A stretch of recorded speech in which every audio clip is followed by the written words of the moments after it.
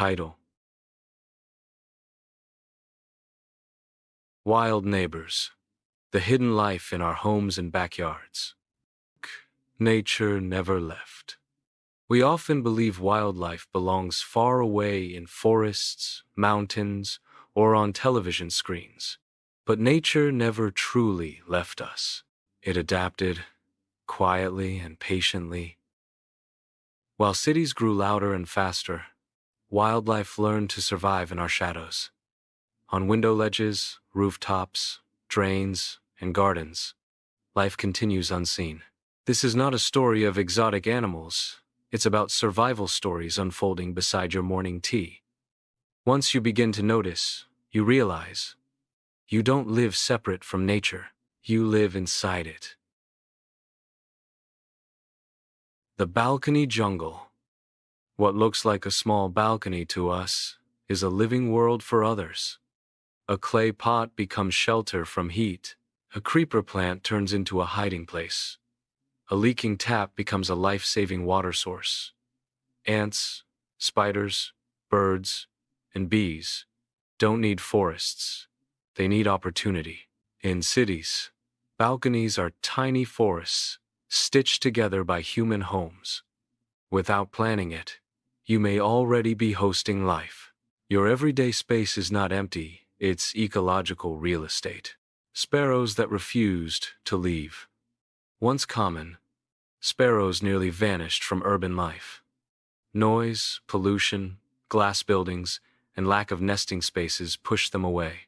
Yet, where people placed grains, water bowls, and nest boxes, sparrows returned.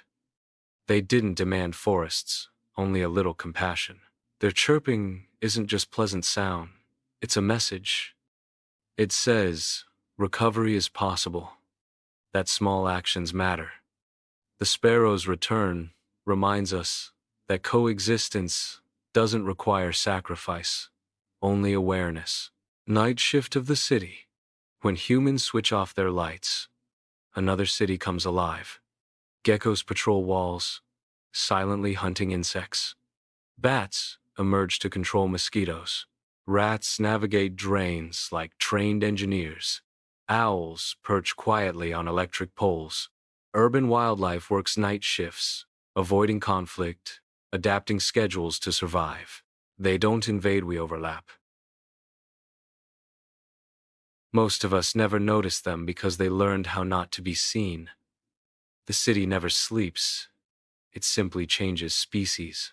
Monsoon. The Great Backyard Festival. For humans, rain often means inconvenience. For wildlife, it means rebirth. Earthworms rise to the surface. Frogs sing from hidden corners. Snails appear overnight. Insects multiply, feeding birds and reptiles. What feels chaotic to us is perfect timing for them. Monsoon reconnects cities to ancient rhythms. For a brief time, concrete remembers it was once soil. The backyard becomes a stage where life celebrates survival after long heat and drought. Bees at your window, urban bees, are silent workers in danger. They don't need forests of flowers. Sometimes one flowering plant is enough. A single balcony garden can become a food station. Without bees, pollination fails. Without pollination, food systems collapse. When a bee visits your window plant, it's not random, it's survival. They don't want honey from us. They want space, patience, and flowers free from poison. Every bloom matters more than we think. The street dogs and city crows. Street dogs and crows are two of the most intelligent urban survivors. Dogs understand traffic, routines, and human emotions. Crows recognize faces and remember kindness or cruelty. They thrive not because cities are kind, but because they learned fast. We call them nuisances, yet they clean waste, control pests, and alert danger. These animals didn't choose urban life, we forced it upon them. Still, they adapted better than most species ever could. Lizards. Fear and misunderstanding. Lizards are often feared, chased, or killed, yet they are harmless guardians.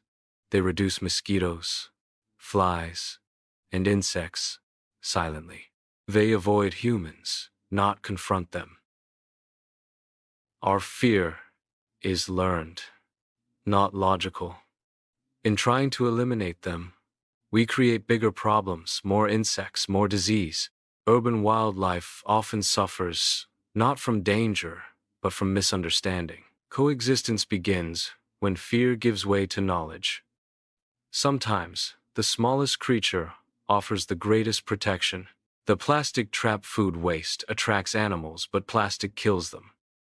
Birds mistake wrappers for food. Cows swallow bags. Dogs choke. Urban wildlife doesn't understand artificial materials.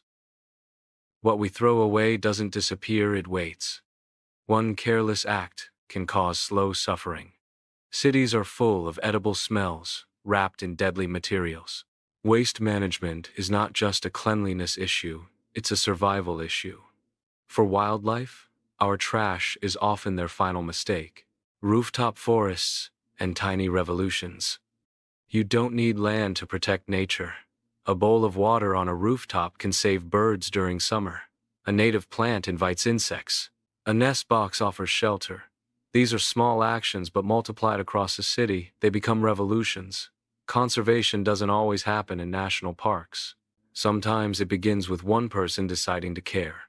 Tiny choices create invisible networks of survival across concrete landscapes. Children and first wildlife encounters. A child watching ants carry food. A first butterfly landing on a finger. These moments shape empathy forever. Backyard wildlife becomes the first teacher of compassion. Children who grow up noticing life around them grow into adults who protect it. Urban ecology is not just environmental, it's emotional education. When children learn that life exists everywhere, they learn responsibility naturally, without fear or force. Conflict or coexistence. Snakes enter homes not to attack, but to escape heat, floods, or hunger. Most urban conflicts happen because animals are confused, displaced, or cornered. Panic creates danger. Understanding behavior saves lives, both human and animal. Rescue, relocation, and calm response matter more than fear. Coexistence isn't about loving wildlife blindly. It's about respecting boundaries and responding wisely. Knowledge is the strongest safety tool. Cities as the new wild forests are shrinking. Cities are expanding. Wildlife didn't choose this future but adapted to it. Urban areas are becoming accidental ecosystems. Rooftops replace cliffs. Drains replace streams. Trees between buildings become nesting sites. The future of conservation may no longer lie only in protected forests, but in how cities are designed, managed, and lived in. The next generation of wildlife depends on urban decisions. Closing, you are part of the ecosystem. You are not separate from nature. Every choice you make, what you plant, waste, protect, or ignore, affects another life. Your home is part of a much larger system. Urban wildlife doesn't ask for perfection, only space and tolerance. When you protect them, you protect balance. The wild no longer lives far away. It lives with you, watching, adapting, and hoping for kindness. In Wild Neighbor Mystery and Appeal. If you like this post, please don't forget to like, share, give a super thanks, comment, and subscribe to our channel. We'll see you again with more exciting content. Until then, stay happy and stay curious. Thank you so much for being with us throughout, despite your busy schedule.